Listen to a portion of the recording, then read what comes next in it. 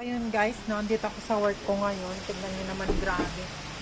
Sobrang lakas ng ulan, no. Nagkakanda sira-sira na yung mga punong kahoy dito. Lalo yung isa na yun, ayun. Putol talaga siya sa hangin. Ayan, grabe. Diba? Ang lakas ng hangin. Grabe. Yan, sira na yung mga puno dito sa likod ng dito sa work ko. Grabe, ang lakas ng hangin dito sa kabila. Dito naman sa ayan o.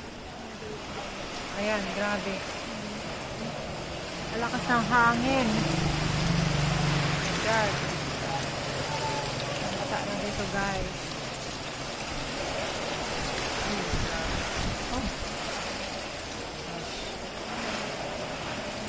Mampas talaga yung hangin.